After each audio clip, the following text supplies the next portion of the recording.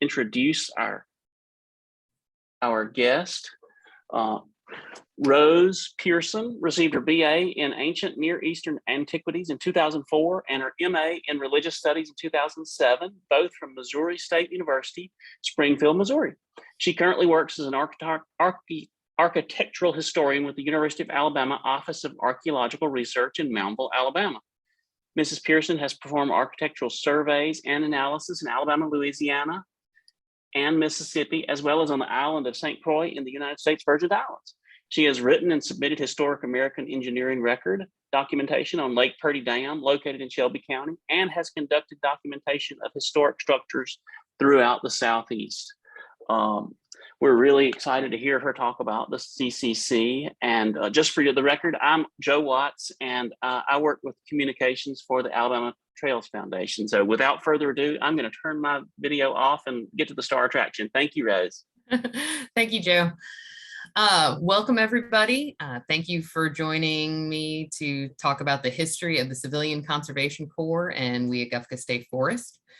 The Office of Archaeological Research at the University of Alabama, including myself, have been working with the Alabama Forestry Commission, Alabama Trails Foundation, and the University of Alabama Economic Development Center to nominate Weogufka State Forest to the National Register of Historic Places. A major component of any National Register nomination is the historical context. Today, I'm just going to be walking you through portions of that history. Before I get started, I wanted to take a moment to remember Bob Paschal. Compiling a historical context for any nomination can be a daunting task, and my job was made infinitely easier thanks to the research performed by Bob and his compilation of that research in his book, The Civilian Conservation Corps in Alabama, 1933 to 1942, A Great and Lasting Good. His thorough research of the CCC in Alabama laid a solid foundation for this nomination, and access to his research materials, now held at the Alabama Department of Archives and History, were an invaluable source throughout this project. Before we get into the history of Weogufka State Forest itself, let's take a step back and look at the early days of state forests in Alabama. Motivated by citizens of Alabama and the Democratic Committee to Preserve Our State Forests, state lawmakers enacted the Forestry Act of 1923. This act established a state commission of forestry. It was the beginning of statewide forestry programs in Alabama. And by 1930, Alabama had created only one state park, so that was 7 years later. It was known as Talladega County State Park and consisted of 421 acres along the Coosa River. Not much more information could be found regarding this park, and I don't believe that it exists today. 3 years later, the number of state parks increased to 11. Those included Talladega County, Cheaha, Geneva, Little River, Bromley, Sumter, St. Stephen's, Fort Toulouse, the Lagoons, Weogufka, and Panther Creek. This period of growth was marked and influenced by the effects of the Great Depression, including the creation of the Civilian Conservation Corps. What was originally thought to be a normal recession in the summer of 1929 quickly spiraled out of control, leading to the infamous stock crash of 1929. Often referred to as the Roaring Twenties or boom times, this decade was followed by a long economic downturn that would come to be known as the Great Depression. Then President Herbert Hoover was not a proponent of using federal money for relief. Instead, he believed the money should come from the state and private sectors. However, as need grew, Hoover created the Emergency Relief Division of the Reconstruction Finance Corporation, which would provide aid to railroads, financial institutions, and business corporations. As the recession worsened, the goal of the Emergency Relief Division was broadened to include aid to those in agriculture and financing for state and local public works. Unfortunately, the action taken by Hoover was too little, too late. More than 15 million Americans lost their jobs by the end of the Hoover administration. Not only had President Hoover lost his fight over the use of federal funds for direct aid, he also lost his 1932 re-election campaign to Franklin Delano Roosevelt. Following his inauguration, President Roosevelt implemented the first of many work relief funds and programs, which collectively came to be known as the New Deal. One of the earliest relief programs was the Civilian Conservation Corps. Roosevelt's initial vision for the CCC included sending 500,000 men from cities and towns into the woods to plant trees, reduce fire hazards, clear streams, and check erosion. In March of 1933, Roosevelt signed the Emergency Conservation Work Act, mandating the CCC recruit unemployed young men from urban areas to perform conservation work throughout the nation's forests, parks, and fields. An early amendment to the CCC bill stipulated work be carried out on public as well as private lands. While the American West held vast national forests, there were only 6 million acres of national forest east of the Mississippi River. So these additional cooperative projects on private lands were essential. State agencies would provide resources and equipment for projects on land owned by the state and assist with projects on private lands. The creation and organization of the CCC was a collaboration of various federal and state agencies. The Department of Labor would select men for enrollment. The Department of War would feed, clothe, house, and condition them and transport them to the camps. And the Department of Agriculture and Interior would create a work schedule based on a recently completed survey of American forests, select work projects, supervise the work, and administer the camps. The enormity of the task of building, equipping, staffing, and operating approximately 1,300 camps across the nation quickly began to settle in, and Major Stewart, Chief of the Forest Service, realized that neither the Department of Agriculture nor the Department of Interior possessed the necessary men, equipment, or experience to administer these camps. As such, it was requested that the Army take over the responsibility of building and operating the camps, as well as transporting, feeding, and disciplining the enrollees.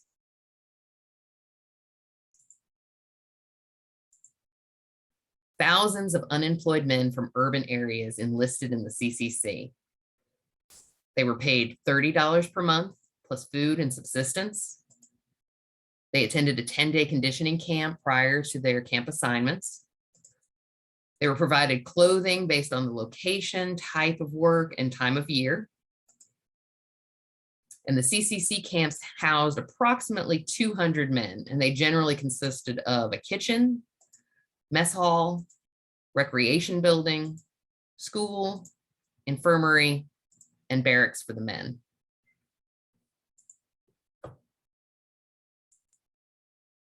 CCC work varied from state to state.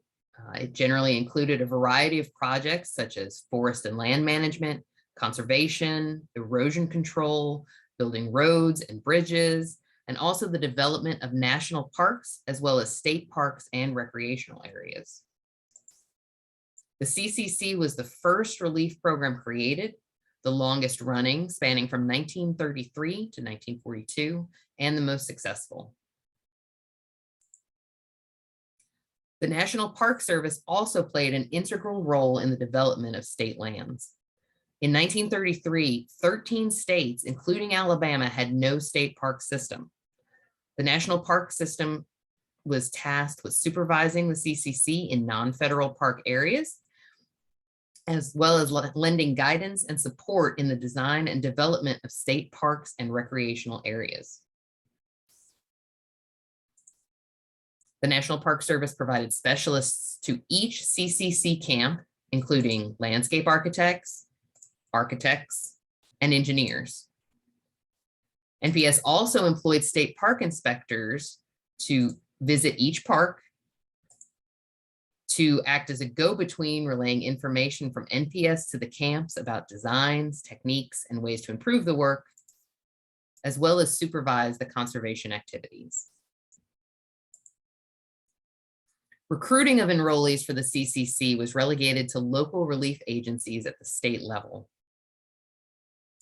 From 1933 to 1935, the local offices of the Alabama Relief Administration selected approximately 13,326 men between the ages of 18 and 25 to serve in the CCC. By September of 1933, 18 CCC camps had been established throughout Alabama.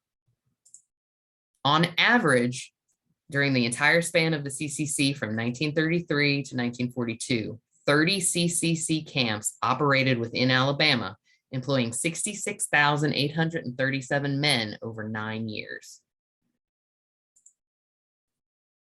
When the CCC disbanded from Alabama in 1942, it had established or made improvements to 14 state parks, including Gulf State Park, Cheaha State Park, DeSoto, Montesano State Park, Weogufka State Park, Oak Mountain State Park, Mound State Monument, now known as Moundville, Cedar Creek Regional Park, Little River Regional Park, Chattahoochee Regional Park, Panther Creek Regional Park, Chickasaw Regional Park, Valley Creek Regional Park, and finally, Weogufka Regional or State Park. This brings us to our next section, the history and construction of Weogufka State Park. The first step in its creation was the acquisition of land for the park. As part of Reconstruction following the Civil War, the Southern Homestead Act of 1866 was meant to relieve the effects of slavery by helping former slaves purchase and own their own land. Unfortunately, the program was severely flawed and led to its repeal a decade later. The repeal of this act opened vast sections of the Southeast to timber investors. Companies were allowed to purchase large, continuous blocks of virgin forests, which they would access with newly improved railroad infrastructure. John Kaul was an early timber investor. In 1889, John Kaul and his father bought part interest in Sample Lumber Company in Hollins, Alabama, located approximately 12 miles northeast of the town of Weogufka. Sample held timberland throughout Clay and Coosa counties. In 1902, the Kauls bought out the remaining stockholders of Sample Lumber and renamed it Kaul Lumber Company. They also incorporated the Kaul Land and Lumber Company, which would buy and sell land holdings in Bibb, Hale, Tuscaloosa, and Perry counties. Kaul Lumber Company was one of the earliest industrial forest landowners in the state of Alabama. Between the late 1800s and early 1900s, Kaul Lumber Company owned approximately 107,000 acres of forest land in the Central Pine Belt. By 1909, the timber industry in the Southeast was booming, and Kaul was one of the leading forest product companies. That same year, as Kaul Lumber continued to expand, they closed the Hollins Mill and built a state-of-the-art mill and mill village in Colton, in what is now southwestern Tuscaloosa. Unfortunately, unfavorable tax legislation, changes in public perception, over-harvesting, and the Great Depression caused the Kaul Lumber Company to divest most of its land base and cease operations at the Colton Mill in 1931. Later that year, in September, John Kaul passed away. A group of trustees headed by his son, Hugh Kaul, dissolved Kaul Land and Lumber Company a month later. Deed records from the Coosa County Courthouse in Rockford list massive land holdings by Kaul Lumber Company at the end of 1932 in Bibb, Clay, Coosa, Jefferson, Shelby, and Tuscaloosa counties. This 1937 Alabama State Highway Department map shows the original boundaries of Weogufka State Park, containing 800 acres. The red shaded area indicates property owned by Kaul Lumber Company in 1932. Now, Kaul likely owned more land surrounding this. However, for the purposes of our research, we only looked at the sections in which the park was located. A J.P. Atkinson of Weogufka was the original patent holder of the property shaded in purple, containing 40 acres. Hilliard E. Sanford was the original patent holder of the property shaded in blue, though at some point J.P. Atkinson became the owner of this property as well. As you can see, Kaul Lumber Company owned the majority of the 800 acres that made up the original Weogufka State Park. Deed research turned up 2 deeds showing the direct sale of property from Kaul Lumber to the State Commission of Forestry, outlined here in yellow and in red, and containing 280 acres. The 1935 Department of Interior film entitled Down Mobile Way states that in Alabama, a considerable amount of parkland was given back to the state through gift or purchase at a nominal sum by large lumber companies that once operated in the state. The purple and blue shaded areas owned by Joseph Park Atkinson contained 120 acres in total, including the summit of Flagg Mountain. Deeds documenting the direct sale of this property from J.P. Atkinson to the State Commission of Forestry were found at the Coosa County Courthouse. It is safe to say that Kaul Lumber Company did provide the majority of the land for Weogufka State Park. However, it is unclear if the property was sold, donated, or a combination of both. Looking at a more accurate topographic map from 1971, you can see that the summit of Flagg Mountain is located within the purple shaded property originally owned by J.P. Atkinson and sold directly to the commission. On an interesting side note, the state paid Atkinson only $80 for the 80 acres at the northern extent of the park shaded in blue. However, the state paid him $400 for the 40-acre section shaded in purple, likely because it contained the summit of Flagg Mountain, which they hoped would be the crowning jewel of Weogufka State Park. Not only did J.P. or Joseph Park Atkinson sell property to the State Commission of Forestry for use in creating Weogufka State Park, he also played a role in the construction of the park.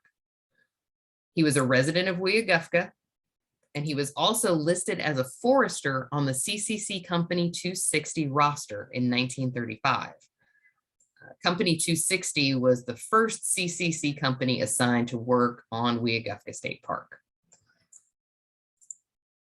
J.P. Atkinson also appeared in a National Park Service personnel Weogufka State Park photo, seen here on the right, in the December 1935 issue of Flagg Mountain News by CCC Company 4498.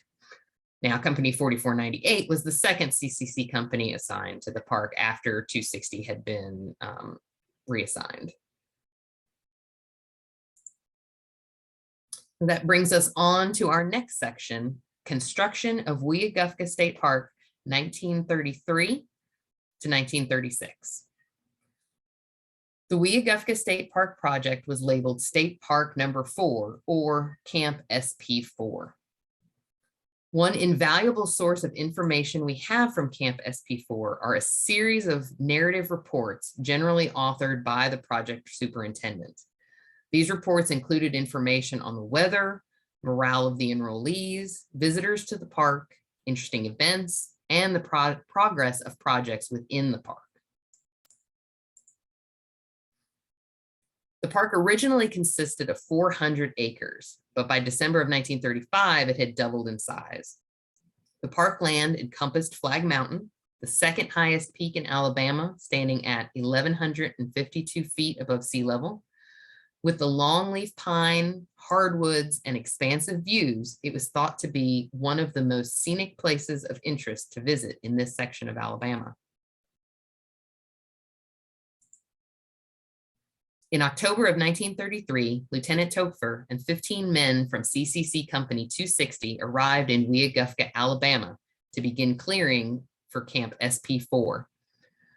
2 weeks later, they were joined by the remaining 175 men of Company 260, traveling in from Fort Dix, New Jersey. The photos here were taken out of the 1934 District D annuals and were photographs of some of the men of Company 260.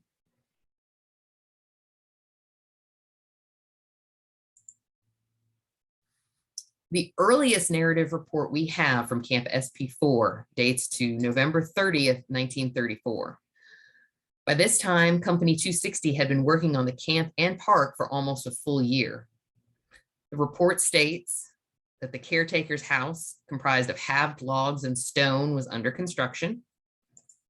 The observation tower was 40% complete, and a total of 4 miles of foot trails extending to all parts of the park had been built, making points of interest accessible to hikers or horseback riders. The report also mentions the attitude of the men of Company 260 as nothing short of remarkable. They go about their work happy and content, very much absorbed in the fact that their efforts are being expended to construct lasting landmarks and scenic centers for vacationists to enjoy for years to come. By January 31st of 1935, it was reported that the major road leading from Lay Dam Road, or County Road 55, to the summit of Flagg Mountain was open to traffic. Work along this road included the construction of a series of culverts. These semicircle culverts are comprised of concrete with stone masonry arches and approximately 1 to 2 meter length retaining walls at each end. At present, 7 culverts have been identified along the North Road leading to the summit.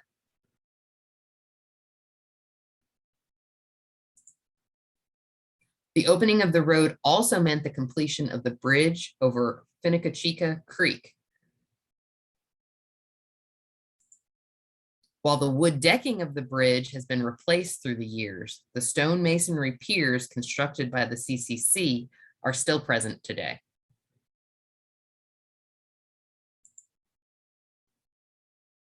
In January 1935, it was also reported that all masonry, except the fireplace, was completed on the caretaker's house. Construction had also begun on cabins 1, 2, and 3. Both pictures here are of the caretaker's house in January of 1935. The top is the front, and then the bottom photo is the back. And at this point, they seem to have the entire stone masonry foundation completed and portions of the log walls also completed. In February of 1935, one of the men of CCC Company 260 comprised a sketch of what the completed observation tower would look like, which was to be included in the company newsletter.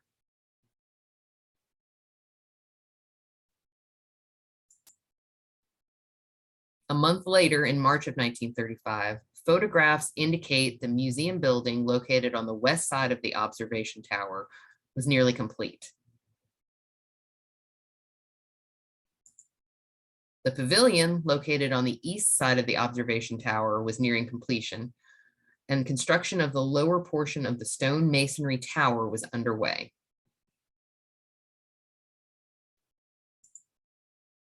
By the end of March 1935, the stone foundation and portions of the round, long-leaf pine log walls with saddle notch corners were complete on cabin number 1. Cabin number 1 is also Sonny's cabin, for those of you familiar with Flagg Mountain. Work was still being completed on the stone masonry foundation of cabin number 2. Since most of the enrollees had never worked in construction and were unfamiliar with the tools of the trade, each was taught masonry one at a time. Over time, cabin number 2 has undergone some alterations associated with its time utilized as a workshop and garage.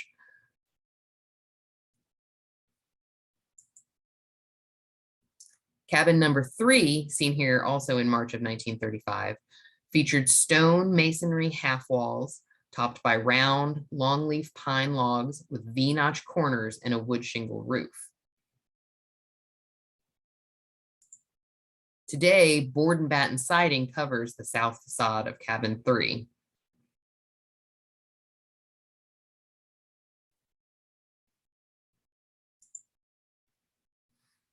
The walls and roof of the caretaker's house, known today as the Ranger's Cabin, were also completed in March of 1935. In 2017, the interior of the Ranger's Cabin was completely renovated. Due to the dilapidated state of the cabin prior to the renovation, the original floors had to be completely removed and replaced. The replacement wood flooring within the main room and the 2 bedrooms was created from timber taken from the Avondale Mill in Sylacauga, Alabama.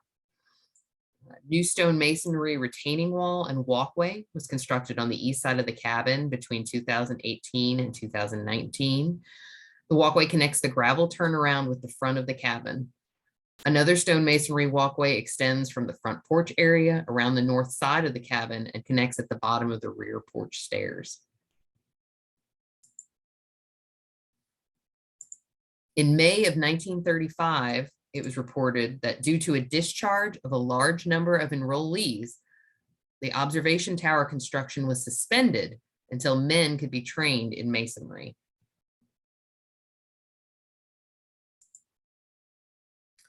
By May, cabin number 1 and the caretaker's house or ranger's cabin were almost complete, while cabins number 2 and 3 were in varying stages of construction.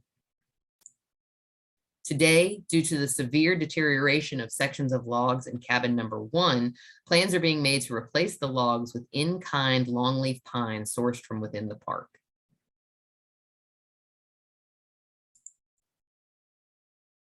The May 1935 narrative report also mentions the construction of a waterhole dam of cyclopean concrete. Cyclopean concrete uses large stones as aggregate to lessen the amount of concrete or grout needed. The dam was located in a gulch with a spring head that produced 8 gallons of water per minute. Construction of the dam was problematic as its location could not be reached by truck. As such, it was necessary to bone cart, or in other words, use the backs of men to transport materials to the site. In order to fill the lumber form, a 300-foot long chute was constructed to carry the grout. When completed, the reservoir held 50,000 gallons of water. This photo of the dam and reservoir is a still from a Department of Interior film entitled Alabama Highlands, distributed in 1937. For anyone interested, it is available on YouTube. Again, it's called Alabama Highlands. The video depicted work being done by the CCC in Alabama, including Weogufka State Park. The dam is approximately 35 feet in length with an average height of 4 feet. This is a present day photo depicting the top of the dam with a central overflow spout.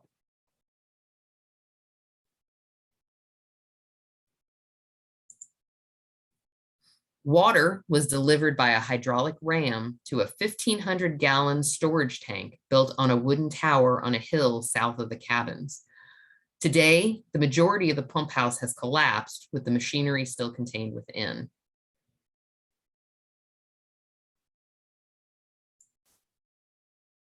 By July of 1935, cabin number 4 was also under construction. Here we can see in this photo from the narrative report that work is progressing on the stone masonry foundation. In addition, materials including sand, stone, and logs had been assembled for the construction of cabins number 5 and 6.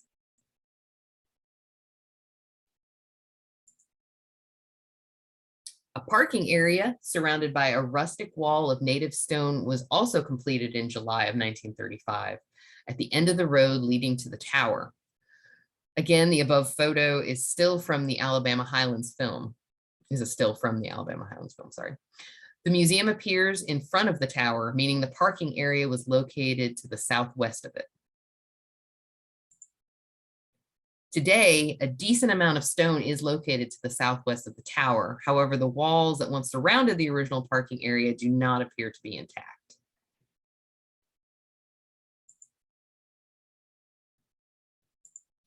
By the end of July 1935, CCC Company 260 was transferred to Hawthorne, Nevada. They were replaced by CCC Company 4498, comprised of unconditioned men primarily from Mississippi. In September of 1935, it was reported that the museum and pavilion were completed. Originally, the upper exterior of the tower featured exposed cross-timber beams with Y bracing. During construction, the timbers were scorched with a blowtorch. At some point, it is believed that the tower was struck by lightning, setting the exposed timbers ablaze.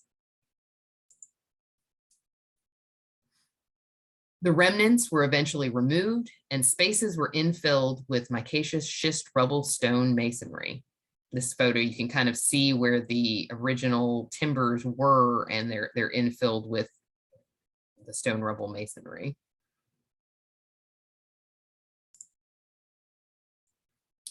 Also in September of 1935, Company 4498 put the final touches on the observation tower, including placement of a coast and geologic benchmark. The first geologic survey marker was placed on the summit of Flagg Mountain in 1889, marked by a beer bottle sunk into the soft micaceous shale which underlies the soil until its mouth was 2 feet underground. In 1930, a standard bronze disc was set in the old drill hole which marked the station. In 1935, the marker was set within the flagstone floor of the tower, which was at the same elevation. A 1.5-inch hole was drilled into the floor of the lookout room on top of the tower. This would allow the tower to be used as a triangulation station if the geographical survey desired to do so. One of 2 geologic reference marks placed in 1930 survives today in the form of a bronze disc set within a large boulder approximately 27 meters north of the tower. Over the years, the original wooden cantilevered stairs within the tower leading up to the lookout room began to pull away from the masonry walls. Additionally, some treads and wood landing planks were also missing. Because of the state of the stairs, the interior of the observation tower has been closed to the public for a number of years. In the past 2 years, the observation tower has undergone extensive renovations to replace the dilapidated stairs leading to the lookout room, as well as to replace the windows throughout the tower with wood frame windows similar to its original design.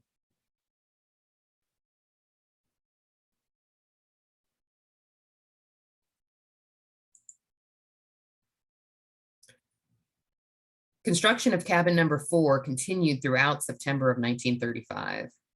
Unlike the other overnight cabins, cabin number 4 does not feature a stone masonry half wall, but rather a stone masonry foundation and flagstone floor with full square hewn longleaf pine log walls and square notch corners. The same month, construction began on cabin number 5. Alterations were also made to the water system. Due to poor water pressure, the 1,500-gallon Cypress water storage tank was moved to a higher elevation nearer the cabins. This still, taken from the Alabama Highlands film, depicts the water tower likely in its original location south of the cabins. This undated photo depicts the location of the water tower after it was moved nearer the cabins. The tower can be seen in the background behind cabin number 3. It is this water tower, enclosed in vertical wood planks with a hipped roof, that burned down in the 1950s, leaving only its stone foundation. Also in September, guardrails were being constructed along the mountain roads in the park. Most of these are also gone, likely because they were, wooden guardrails, so they no longer remain. Construction also began on the CC Camp Road leading down the south side of the mountain. This construction included stone culverts ranging from 18 to 24 inches in size, with stone walls averaging 25 feet in length. A total of 8 semicircle stone culverts were constructed along the southern road.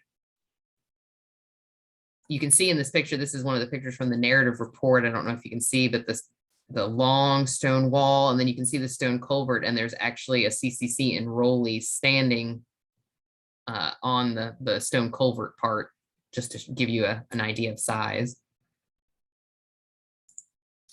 Today, only one of these large stone culverts could be relocated. That doesn't mean that there aren't others there. Some of them may have been covered by erosion, and others may have just collapsed. In November 1935, it was reported that cabins number 4, 5, and 6 were nearing completion. This is a picture of cabin number 5 from November of 1935, and cabin number 6. Unlike the previous overnight cabins, the logs for cabins number 5 and 6 were not hand hewn, but were sized at a local sawmill. Unfortunately, due to severe deterioration of cabins 5 and 6, they were demolished in 2018.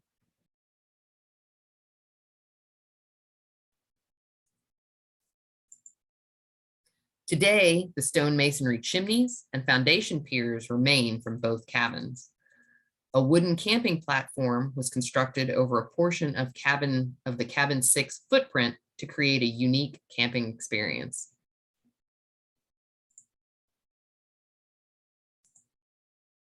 Finally, in November of 1935, a survey was performed and a site located for a proposed bridge to span Weogufka Creek along the southern border of the park. Unfortunately, the project was never completed. The camp newspaper at the time, the Flagg Mountain News, put out by Company 4498, describes the final days of Camp SP4. According to their December 1935 issue, our camp is being evacuated and work closed, temporarily at least, on State Park number 4, known as Weogufka Park.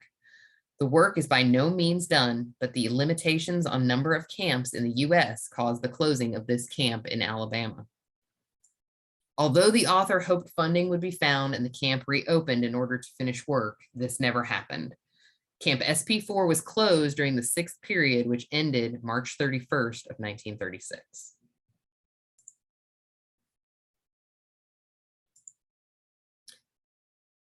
Following the evacuation of the CCC, the park was ultimately turned over to the Alabama Forestry Commission / Department of Conservation and Natural Resources to be run as a state forest.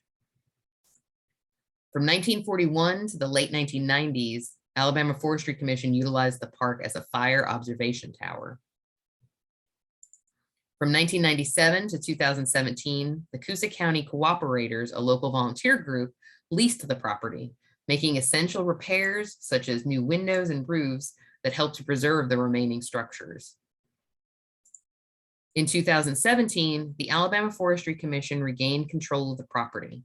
Since then, the commission has been working with locals and other agencies to revitalize Weogufka State Forest and restore it to its original function as a lasting landmark and scenic center for vacationists to enjoy for years to come.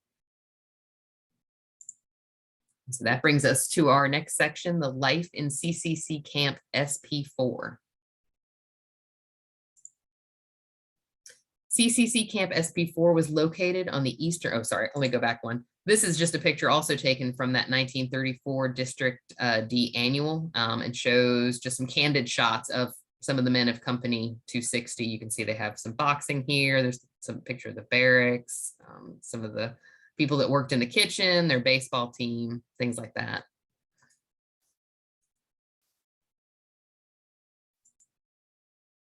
Camp SP4 was located on the eastern side of County Road 55, Laydam Road, straddling the present day road leading to the summit of Flagg Mountain, sorry.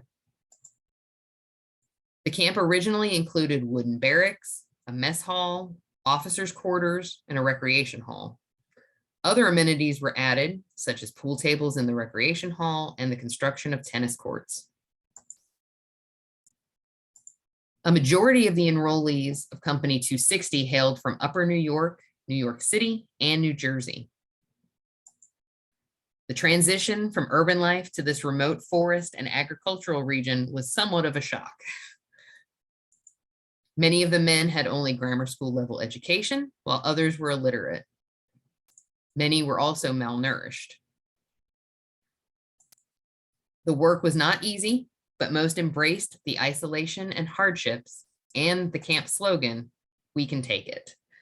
This is a photograph from the June 1935 narrative report showing the entrance to Camp SP4 featuring the camp slogan, we can take it. Because of the isolation, entertainment was provided for the men in the camp. The men enjoyed a variety of sports, including volleyball, baseball, horseshoes, football, basketball, and bowling in Sylacauga. 1 truckload of men was allowed to travel to the picture shows in Sylacauga every night. The company also held dances in the recreation hall twice a month and regularly fraternized with locals. It is said that 6 men actually married local girls. Another form of entertainment for the men was found in the company 260 newspaper, The Reflector. The Reflector ran twice a month. It reported on enrollees, leaders, progress in the park, and upcoming events. It also contained humorous and satirical columns.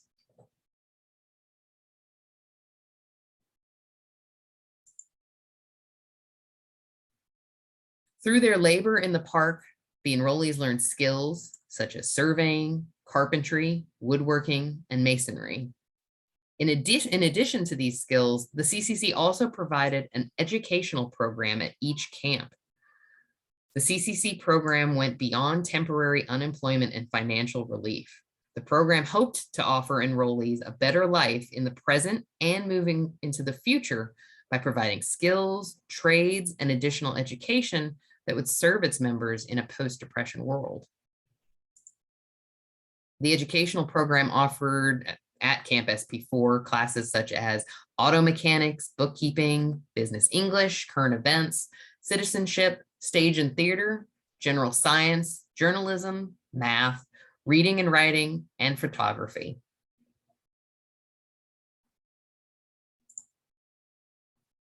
This brings us to our final section, which is the architecture of Weogufka State Forest. The photos here, the upper left is the stone masonry chimney of cabin number 5. The top right photo is the interior of the stone masonry chimney and fireplace in, I believe, cabin number 3. Most of the cabins featured a built-in bread oven, which you can see to the left of the firebox. The lower left photograph are the halved logs on the ranger's cabin. And finally, the lower right photograph is a photograph of one of the flagstone floors of one of the cabins. Rustic style architecture finds its, before I forget, Weogufka State Forest contains excellent examples of what is known as rustic style architecture. Rustic style architecture finds its roots in the arts and crafts movement, which came about in response to the mass-produced common decorative arts and lack of style and craftsmanship brought about by the Industrial Revolution. Arts and craft style has an emphasis on native materials, skilled workmanship, sensitivity to nature, and indigenous motifs. The movement had a setback due to World War I, as this type of craftsmanship was too expensive in the post-war world. The revival of this style, particularly in park architecture, is credited to the members of the University of California alumni and the National Park Service. In the early 1920s, the Landscape Engineering Department of the National Park Service turned out the first examples of NPS Rustic, which sought to not only harmonize visually, but also harmonize in a cultural sense. Attempts were made to implement construction methods that mimicked regional construction methods. Perhaps for the first time in history of American architecture, a building became an accessory to nature. The National Park Service faced a setback when private funding disappeared following the stock market crash of 1929. The inauguration of President Roosevelt in 1933 and the subsequent creation of the CCC a month later breathed new life into future architecture within national parks, as well as at the state and local level. All of the buildings and structures constructed by the CCC in Weogufka State Forest followed the rustic architecture style. Rustic architecture seeks to harmonize with its environment by combining native wood and stone with convincingly native styles to create visually appealing structures that seem to fit naturally within their majestic landscapes. All of the materials used to construct the cabins and the tower were locally sourced. The micaceous schist stone was quarried from approximately 18 miles away. and all of the longleaf pine timbers were harvested from the surrounding forest. In addition to harmonizing visually, rustic style architecture also seeks to harmonize culturally. In Weogufka State Forest, we can see that in the types of cabins and the methods of their construction. 3 of the overnight cabins are Dogtrot style. Dogtrots are comprised of 2 log cabin pens separated by an open passageway and contained under a continuous roof. As air passes through the open passage, as air passes through the open passages, doors opening onto the breezeway, as well as open windows in the pens, help to cool the structure in the hot summer months. Architectural historian Robert Gamble describes the Dogtrot style house as the dwelling of the common man in antebellum Alabama. A study of folk houses in Alabama indicated the greatest density of the Dogtrot type was found in the Piedmont, where in one eastern section it accounted for about 1/3 of all houses. The patterns of distribution throughout Alabama reflect the use of the Dogtrot type, which has been the traditional house of yeoman farmers in Alabama. Rustic architecture also seeks to incorporate styles and designs common to the surrounding region. The locally employed men from Alabama involved in the construction of Weogufka State Park would have aided in the process of designing cabins or structures with their intimate knowledge of the region. The log cabins also offer an excellent example of the varying log construction methods, including round logs with saddle notch corners, round logs with V-notch corners, square hewn logs with square notch corners, and split logs with half dovetail notch corners. These varying methods, utilized and seen throughout Alabama, display the workmanship of the enrollees and the likely influence of the locally employed men. It's no wonder that based on its location in the western section of the Piedmont, that the National Park Service and the CCC chose to construct 3 Dogtrot style cabins at Weogufka State Park. To the best of my knowledge and through my research of the other CCC state parks in Alabama, these are the only 3 surviving CCC constructed Dogtrot style cabins in Alabama. Little River Regional Park also had at least 1 Dogtrot. However, it was lost in 2019 due to some straight line winds. So as we reach the end of my presentation, I would just like to remind folks that the grand opening of the tower will be held next month on June 15th. Exhibits about the renovation and the history of the park will open at noon, with Governor Kay Ivey speaking at 1 p.m. Joe is going to drop into the chat section of this a link with further information about the events. Are there any questions? Thank you so much, Rose. That was great. It makes me want to know a lot more about the CCC. I did drop in some information about the event that's coming up on June the 15th, and I also dropped in your email address. So if people don't want to ask a question during the presentation, they can certainly email you and ask that question. I also dropped in, because it's one of my favorite videos, is that great video of the Appalachian Highlands State National Park Service project. Okay. So there's a link to that video in that. So if anybody wants to watch it, it's about 10 minutes long. We're watching the chat, so feel free to drop a chat into the a question into the chat, or feel free to take yourself off of mute and ask the question directly.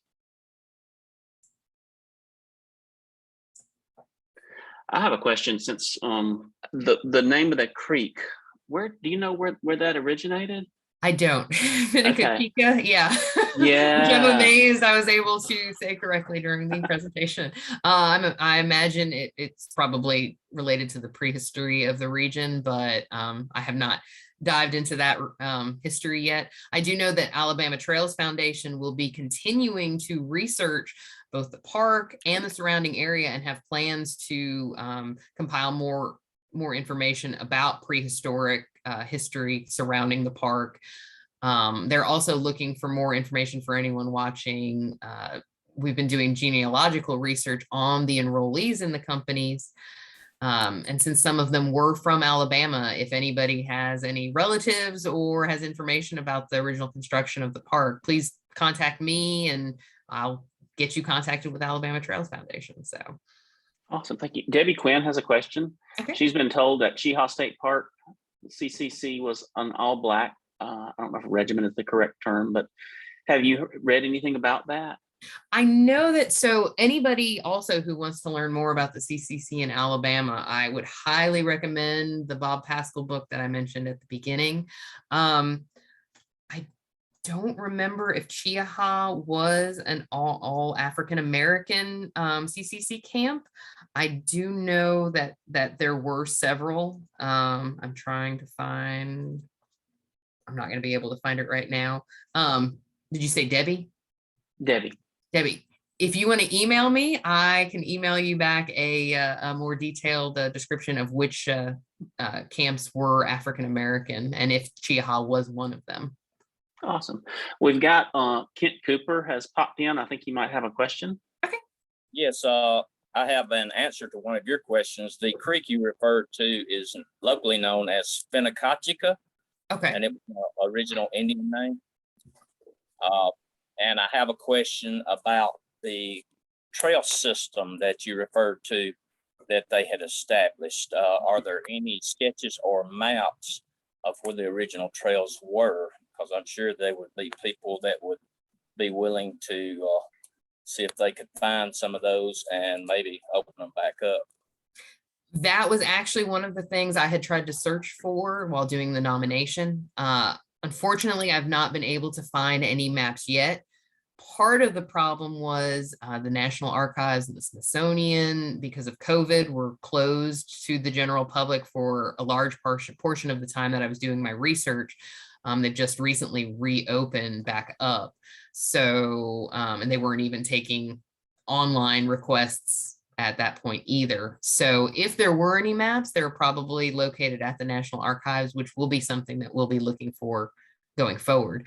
I would imagine that some of the trails that are still in use at Weogufka State Forest were originally laid by the CCC, but there are some that may be overgrown by this point as well. Great. We've gotten a few more questions. Let's see. Is there a website or a resource where we can learn to pronounce names correctly that are in Native American language? If you have any of that, we can also share that later. Yeah, I might, if send me an email, I can try and look that up for you. I know I generally have a lot of, good luck using Google and typing in how do we pronounce this. Getting in contact with some of the tribal historic preservation offices, also the actual tribes, many of them have their own websites. And those that are in Alabama would probably be very, very willing to help clarify the pronunciation of some of the names. Another question, and I think I can answer this. Will the public be able to drive to the tower parking lot, or does everyone have to use the shuttle for the June 15th event? And currently the plan is for everyone to use the shuttle because there will just be too much traffic otherwise.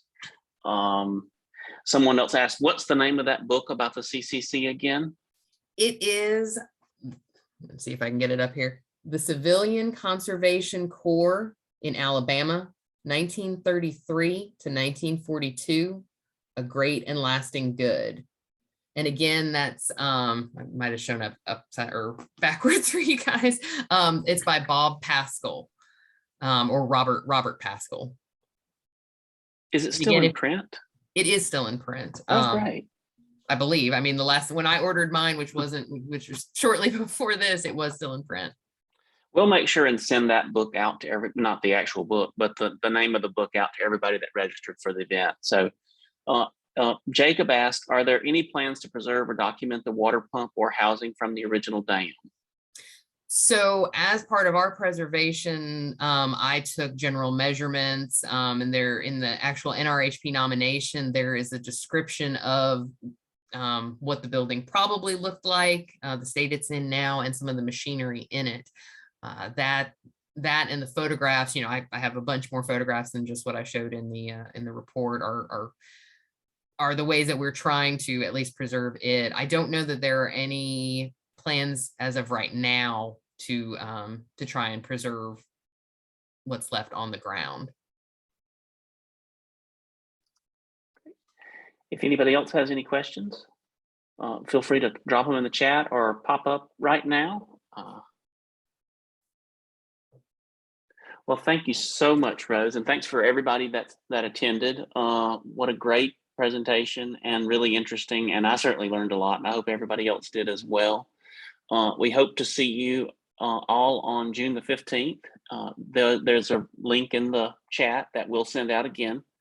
And if you'll register for that, the registration's not required, but it is, and the event itself is free, but it'll help us kind of gauge how many people are going to be coming. So any help you can give in that regard would be greatly appreciated. But thanks again to everybody for coming, and we really appreciate it. And thank you, especially Rose. Thank you. Thank you, everyone.